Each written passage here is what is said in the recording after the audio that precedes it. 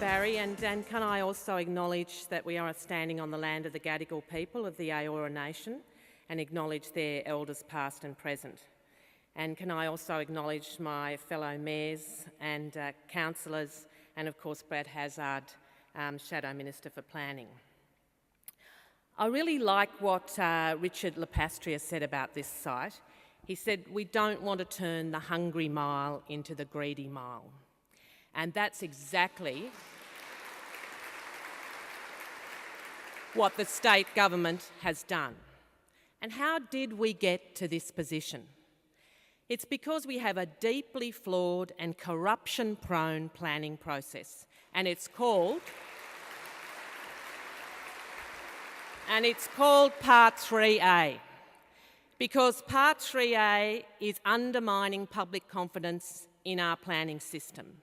And the Barangaroo proposal is a grim reminder of the problems we have with Part 3A, because it gives the Planning Minister a power to make all the key decisions, with advice, as we've heard from Mike Collins, expert panels, with little opportunity for public input or any effective criticism.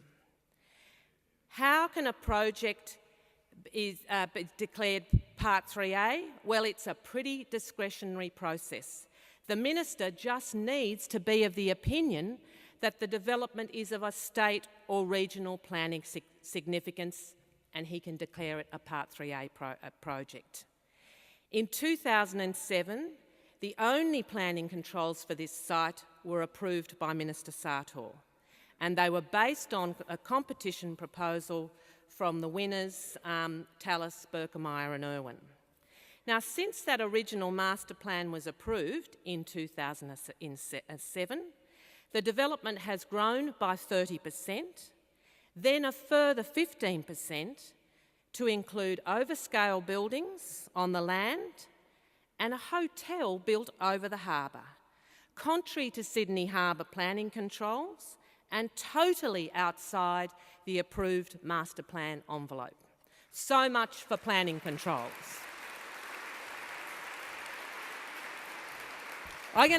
Stop clapping because I can't finish my speech because that bell's going to go. Barangaroo is 22 hectares of significant harbour foreshore land in the heart of our city.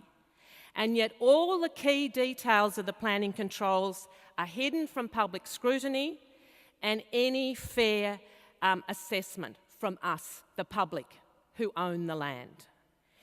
Getting even the most basic details from the New South Wales government's like getting blood from a stone. For instance, I personally asked and was promised a comparison of open space square meterage under the different proposals. But despite asking several times for the information to be provided, it's not been provided. I queried whether the harbour could really be defined as open space, and I was assured in my briefing that it was counted as open space to most people. Well, I can't walk on water. I don't know about you.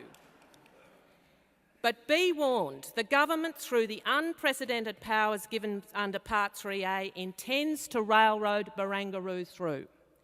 The developer is establishing a design team and leasing office space to tenants, even though the DA has not been approved. He's doing it as if the DA has already been approved. That's how confident the developer is that the deals have been done. But planning must be transparent, and it must be for the benefit of the whole city, not just for a single developer.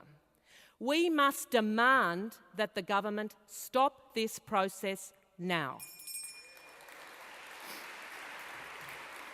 The government should then follow the master plan or change it through a proper, open and transparent process so that the people of Sydney can be confident that Barangaroo is being developed for the benefit of all of us, not just for the narrow interests of a single developer.